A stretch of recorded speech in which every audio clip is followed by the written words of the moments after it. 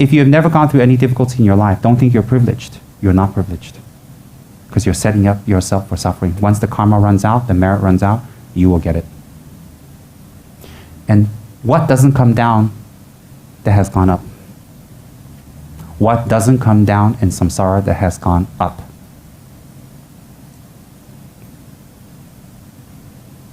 Great kings and ministers and leaders who have so much power and say and control can go down and taken out or impeached.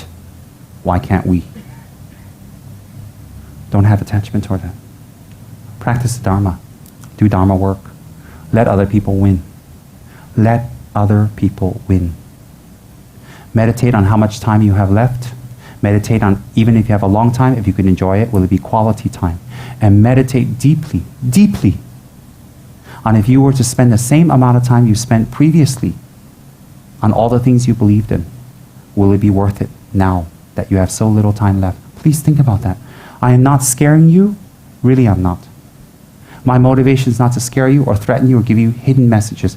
My motivation is, please be moved by the truth. Please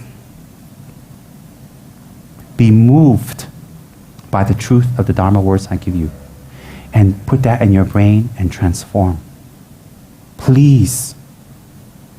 It is not to get you. Because if you don't, the amount of difficulties that will come for you is unimaginable. For some of you in this room, unimaginable. It's nothing to compare to what you're even going through now. Unimaginable. And for me to think about it brings a lot of pain. Who would rejoice in other people's suffering? If you see a dog on the street that's hungry and skinny, that's been beaten, that has a broken leg, that's been run over, and people throw things at it, do you feel happy? Or does your heart go out to it? If you can have compassion for that, why can't you have compassion for the person who created karma to be that? So the dog's previous life, who was cruel, who was mean, who tricked and used people, who abused people, who put people down, why can't you have compassion for them before they get the result? It's the same mental continuum. Same. So if we can only have compassion for the result, then our compassion is not real. We have to have compassion for the person committing the negative action. Therefore, those who hurt you, forgive them. They will end up in situations like that. And you should do your best to help them by teaching, by example, by you yourself not giving up and having courage. Then you can help them. So if you have compassion for those who are in difficult situations, if you have compassion for those who are suffering, if you have compassion for those who are maimed or old and sick and no control or beaten or abused or raped and killed, if you have compassion for them, if you really do, then use that compassion and show that compassion by forgiving those who hurt you. Forgiving those who put you down. Forgiving those who play mind games. And in return to their harm, their cheating, their lying, teach them. Teach them by you yourself not giving up. Teach them by you yourself being patient. Teach them by you yourself exerting your most humanly possible energy toward attainments. You yourself being committed. You yourself, when difficulties come, absorb it. Then the karma will finish very quick. Karma finishes by power of attitude. Difficult situations finish by power of attitude, not puja. Attitude. So therefore,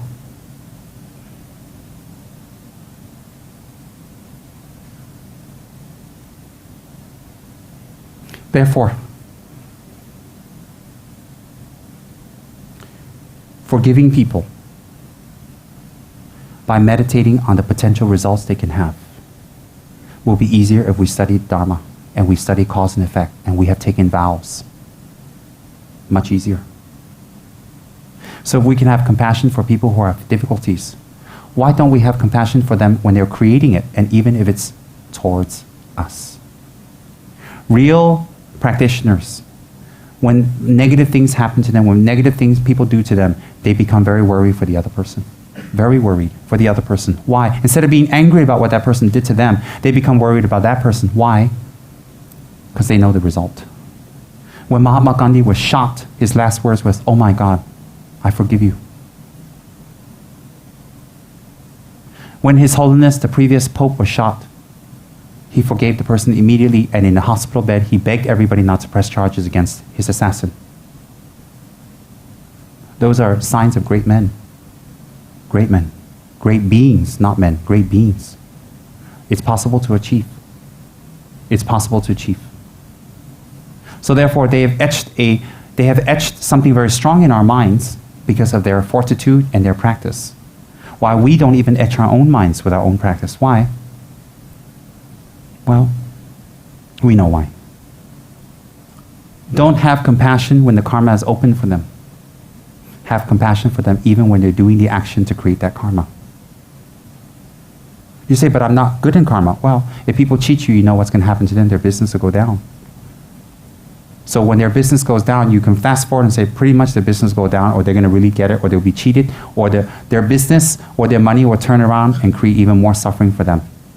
For their children, maybe become spoiled, or their children don't succeed, or they lose their reputation, or something happens that their wealth is there, but they can't enjoy it, or it gets taken away. It will happen. Or people who use their mouth to manipulate and to cover and to lie and to look good, and always lie and manipulate and cover, and they know they're doing it. Have compassion for them. Return. You don't have to do work with them, but have compassion and return their lies and their manipulation with love. Why? They will be born as mutes. They will be born with their vision and their senses impaired. And they will be separated from the people that they love, that they're very attached to. And their children will grow up to be people who turn against them. That result will come to them. So when you think about the result, when they even manipulate words towards you, you don't get angry anymore. You don't. Why? When that happens, who will rejoice? For those who use their mouth to manipulate others and twist things around back and forth, they will lose the people they love, and the very people they have given their energy towards will turn against them in the future. That is definite, unless the Buddha is wrong. For sure. And so all the energy they put into their kids or people they love, and all the sacrifice and all the time, it will end up in nothing. And they will suffer tremendously in their loneliness. Why? They're too old to do anything else already. But their children will turn against them. That is confirmed. In this world, isn't there many times where the parents are wonderful, the children turn against them? What did the parents do to have the cause of that? Similarly, those who are lazy and don't exert effort. Those who are lazy and don't exert effort. And they always burden other people around them. And they always put the responsibility on others, and they make people chase them and chase them and chase them. What happens with them is, always they will sink into an inner kind of suffering, a suffering of depression, of self-hatred, suicidal tendencies. Why is that? Because outwardly they have everything and it looks good. The karma will turn inwardly because it's an inward action. It's like inward action, inward result. So even outwardly they have money, they have good food, they live in a good country. Inwardly they will sink deeper into a dark abyss. A depression, unhappiness, loneliness, suicidal tendencies. And they will hate themselves tremendously. Why? Because of the karma they've created by burdening others all the time, non-stop. Who's happy about seeing depressed people? Who's happy about that? Who's happy about seeing people who are unhappy or depressed or sinking into depression or want to kill themselves? Certainly we're not. And we feel helpless. Even people we know they've done nasty things, we don't want them to kill themselves. That will come as a result. Laziness, irresponsibility, burdening other people. Burdening other people. Then, narrow-mindedness. Minds that are very narrow.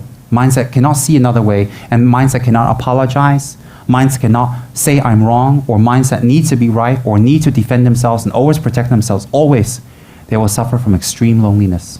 They will be alone. They will have no one. They will be reborn in places where they are alone. They will be reborn in places where, why? Because their view cannot be flexible. They cannot open up. They cannot listen to others. So people stay away from them. They stay away from these people, become more angry. They become more closed. They go more into themselves. They create a karma of loneliness. They create a karma of being lonely even if they're with a lot of people. And they create a type of karma where they will be born in a situation where they're lonely, such as a spirit. Why? They create that cause. Those are narrow-minded, cannot apologize. cannot ever admit they're wrong, cannot admit someone else can be right, and make their minds broader and wider, they go deeper and deeper and deeper into loneliness. Why? They alienate and push people away. So what's the karma that's collected? It will resemble. It's very scary. And if we look into the world, all the things I talk about, there's many examples of that, millions of examples, and even worse. So why couldn't it happen to us? It's happened to other people. Don't ever have a spectator's view of happenings in samsara. It can happen to us. It can happen to us. Laziness, gluttony, not making an effort, lazy, gluttony, very simple. Rebirth as an animal. Not once, not twice. Many, many, many times over. Because what are animals interested in? What are animals after? They want to eat and then find a den and rest and relax and not be eaten by another animal. And they're happy that eat, and then the waking days are spent foraging for food, and then the non-waking days are sleeping. And in fact, hoping to get fat so they can get through the winter. It's not good or bad. It's their instinct from many previous lives of gluttony, attachment, will be born as animals. Very strong. What are the other causes for it to become an animal? Killing, sexual misconduct, cheating. Very strong causes. Then how come so many causes to be animals? Because there are many types of animals. Many types.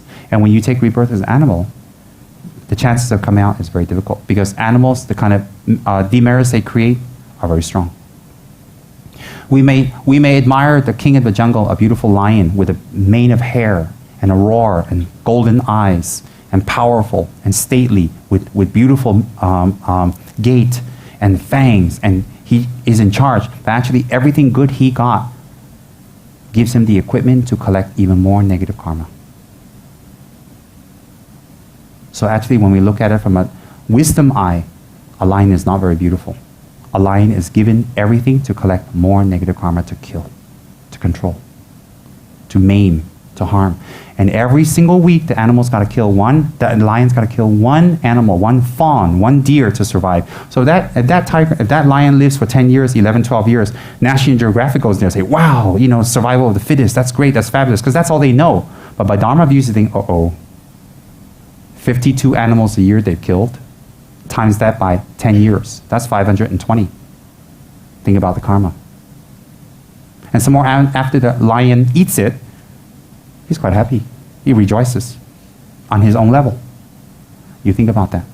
So people on National Geographic say, wow, look, he survived and we came back, we tagged his ear, he's still alive, he's great, he's fabulous. I mean, that's what people think when they don't think a higher level, when you're on that base level, of course. But actually when you look at it, you go, it's not survival of the fittest, it's survival of the most evil karma. That's why people in the world who are born wealthy and have a lot of beautiful things and they have no effort, it's like a lion.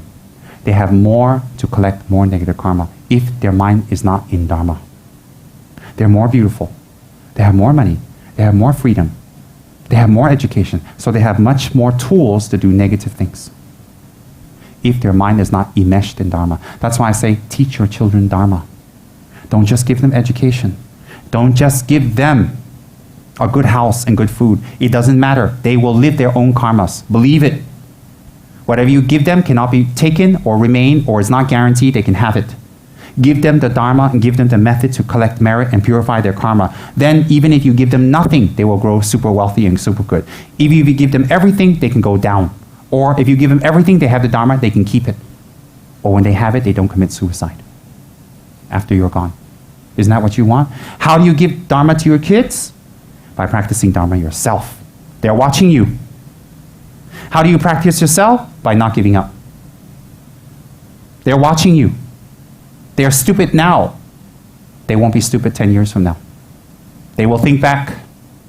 Show your example and instill in them your love. Your love should be what? Dharma practice. Purification. Collection of merit. Instill that in your children now. By your own example. By your own example. Not go back to the wrong methods to instill in your children. Not go back to that. Don't give them more worldly samsaric knowledge. It doesn't help them. They can learn that on their own. They can learn that on their own. So our job here is to spread Buddhism among the young. We're all right if we learn and listen among the young who are still very impressionable. Why?